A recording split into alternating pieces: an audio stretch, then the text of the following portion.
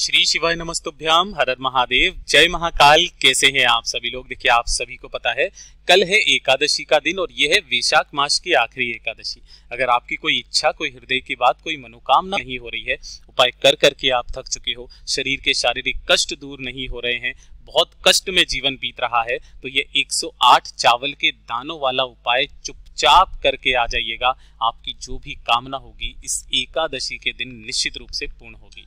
पूज्य गुरु जी की कथा से सुन करके और समझ करके पूरे उपाय को बड़े ही विस्तार से बताऊंगा, परंतु उससे पहले आप सबसे एक छोटी सी प्रार्थना कि जो लोग पहली बार आए हैं चैनल को सब्सक्राइब जरूर कीजिएगा और वीडियो को लाइक करके देवादिदेव महादेव जी का कोई सा भी प्यारा नाम कमेंट्स में लिखना मत भूलिएगा। इस पूरे वीडियो में हम 3 महा उपाय के बारे में आपकी अलग अलग कामना पूर्ति के लिए सिद्ध होंगे, तो ध्यान से सुनते चले जाना, समझने की कोशिश करना और जितने भी मेरे भाई बहन है ना, इस 108 चावल के दानों वाला उपाय तो करना बिल्कुल मत भूलिएगा।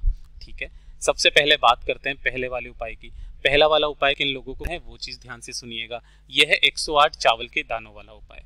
अगर आपके घर में धन को लेकर के समस्या है, बचता नहीं है, अनावश्यक खर्चा बहुत ज्यादा हो जाता है, आपकी क्रेडिट कार्ड पर जिंदगी बीत रही है, कर्ज पर जिंदगी बीत रही है, कर्ज चुकता नहीं हो रहा है, कोई लोन चल रहा है चुकता नहीं हो रहा है, समस्या बड़ी विकट है, तो एक छोटा सा उपाय कीजिएगा। 1 लोटा शुद्ध जल आपको लेना है, एकदम जल, और इस 2 से 4 बूंदे डालनी होगी गंगा जल की। अगर आपके पास में गंगा जल नहीं है तो किसी भी जल पे हो, कोई दिक्कत नहीं है, मात्र 2 से 4 बूंदे गंगा जल की डाल लेना। इस तरीके से आपको इस कलश को तैयार, साथ में आपको गिन करके ले लेने होंगे 108 चावल के दाने। अब इसका क्रम जो पूज्य गुरुजी ने बताया कि जो आप 108 चावल के दाने लोगे वो होने चाहिए अक्षत पूर्ण, एक सिंगल चावल का दाना भी खंडित नहीं होना चाहिए। ठीक है, और एक दीपक आपको तैयार करना है।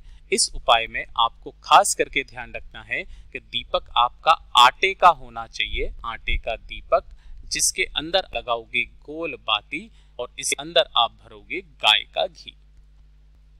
ठीक है, ये इस तरीके से। तो ये तीनों चीजें, जो कलश है जिसके अंदर आपने गंगा जल मिलाया वो ले लेना, 108 चावल के दाने और इस दीपक को प्रज्वलित नहीं करना है, वहीं जाके कर लेना।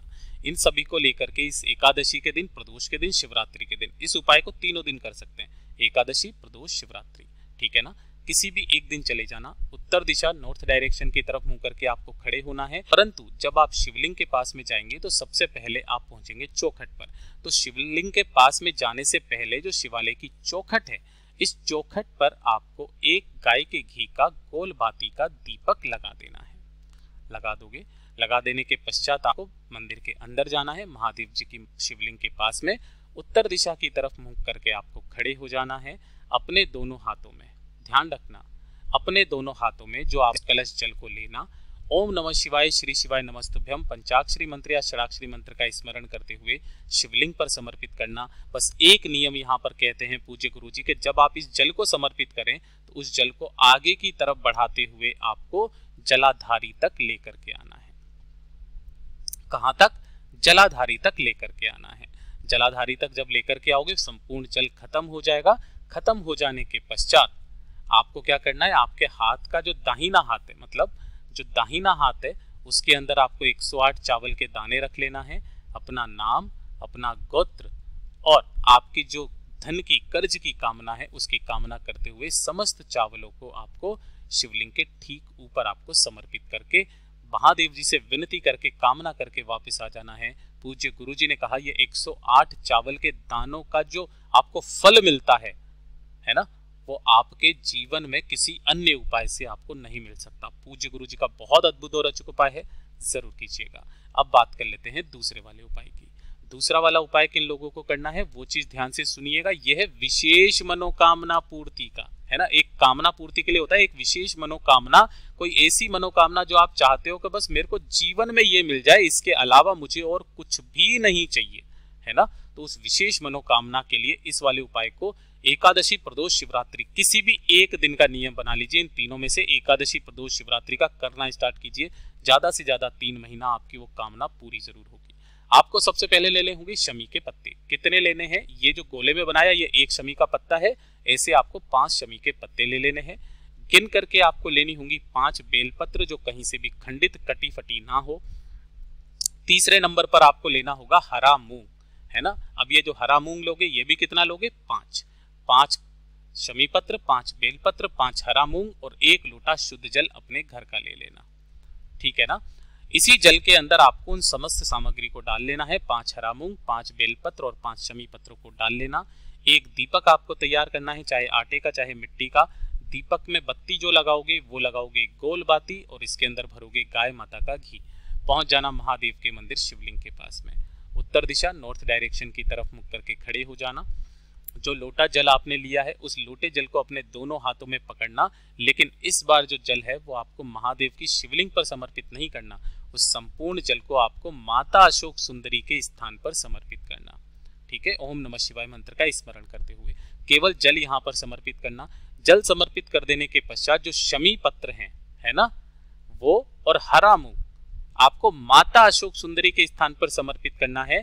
और जो बेल पत्र के 5 पत्ते हैं उन सभी पत्तों को निकाल करके शिवलिंग के ठीक ऊपर आपको ऐसे समर्पित करना है कि सभी की डंडी जलाधारी माता अशोक सुंदरी के तरफ में रहे, बीच वाली पत्ती का मुख आपकी तरफ में रहे। अपने हृदय की बात माता अशोक सुंदरी के स्थान पर हाथ रख करके कह करके चले आ जाइएगा। आपकी वो विशेष मनोकामना निश्चित रूप से पूर्ण होगी, ये निश्चितता है। पूज्य गुरु जी का बहुत अद्भुत और अचूक उपाय है, जरूर कीजिएगा। अब बात कर लेते हैं तीसरे वाले उपाय की, और इस उपाय में भी 2 उपाय हैं, है ना।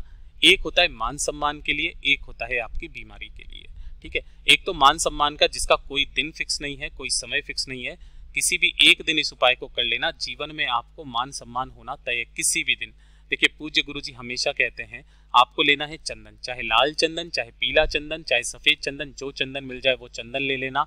1 लोटा शुद्ध जल अपने घर का ले लेना और इसे लेकर के पहुंच जाना बाबा के मंदिर शिवलिंग के पास में। उत्तर दिशा नॉर्थ डायरेक्शन की तरफ मुख करके खड़े हो जाना। यहाँ खड़े होने के पश्चात ध्यान रखना, यहाँ खड़े होने के पश्चात जो आपने चंदन लिया है उस चंदन को इस शिवलिंग के पूरे ऊपर वाला जो ये लिंग है ना, इसके ऊपर आपको अच्छे से लगा देना है। लगाते समय पर आपको महादेव जी का जो मंत्र आता है उस मंत्र का स्मरण करना। बाबा से विनती कामना करके शिवलिंग पर लगे हुए चंदन पर थोड़ा सा हिस्सा आपको एक कटोरी पर निकाल लेना है। निकाल करके 1 लोटा शुद्ध जल जो आपने लिया है वो ओम नमः शिवाय श्री शिवाय नमस्तुभ्यम का स्मरण करते हुए अवधूतेश्वर महादेव के नाम से, नाम लिख देता हूं, अवधूतेश्वर महादेव के नाम से उस जल को समर्पित कर देना। समर्पित करके इस वाले चंदन को घर पे लेकर के आ जाना, है ना। और जब भी आप घर से बाहर निकलो इस चंदन की एक बिंदी अपने मस्तक पर लगा करके निकल जाना। जिस स्थान पर जाओगे उस स्थान पर आपका मान सम्मान होना तय है, ये निश्चितता है। पूज्य गुरु जी का बहुत अद्भुत और अचूक उपाय है, जरूर कीजिएगा। और चौथे उपाय के अंदर पूज्य गुरु जी ने यहाँ तक कहा था कि अगर आपके शरीर में किसी भी तरीके की कोई बीमारी है, किस तरीके की कोई शारीरिक कष्ट है, शरीर हाथ पैरों का दर्द करना, है ना, कमर का दर्द करना, कोई शारीरिक अगर आपका कष्ट है, मानसिक कष्ट नहीं शारीरिक कष्ट है, तो इस वाले उपाय को किसी भी एकादशी, प्रदोष, शिवरात्रि के दिन करना स्टार्ट कर दीजिए। देखिए आपको लेनी होंगी बेलपत्र, लेकिन यहाँ पर संपूर्ण बेलपत्र आपको नहीं चाहिए, केवल आपको बेलपत्र की डंडी लेनी है। कितनी? 7, यानी कि 7 बेलपत्रियों की आपको डंडी लेनी है। थोड़ा सा शहद मिल जाए तो शहद ले लेना अलग से। ठीक है। 1 लोटा शुद्ध जल अपने घर का ले लेना है, एकदम ताजा जल, और इसे लेकर के पहुंच जाना महादेव के मंदिर शिवलिंग के पास में। उत्तर दिशा नॉर्थ डायरेक्शन की तरफ मुख करके हमेशा की तरह बताऊंगा खड़े हो जाना है।